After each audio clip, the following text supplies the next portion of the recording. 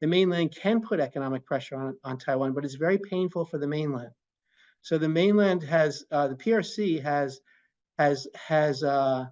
disliked the government of President Tsai Ing-wen because she's a DPP party member.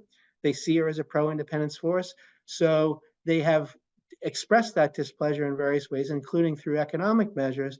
But the economic sanctions that they've actually leveled against Taiwan in the last 8 years are very minor. And there's a reason for that.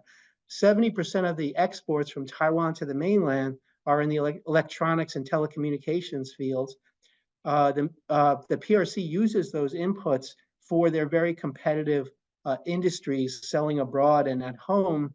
And they would be harmed very severely if they put very strong tariffs or regulatory blocks on those imports from Taiwan.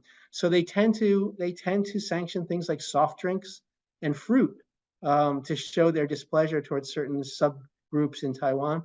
But that doesn't really do severe damage to the Taiwan economy overall.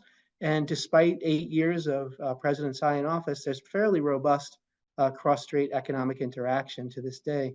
So they can do that, you're right. But I think they're reluctant to do it.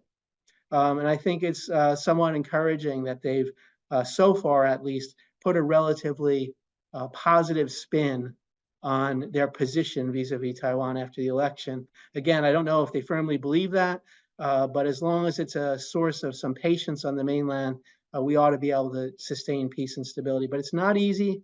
It takes a lot of effort for the United States in the military and diplomatic realm, and it takes a lot of efforts by Taiwan in defense reform and in the military realm to make it continue to look like a very bad bet for the mainland to use force to try to force unification.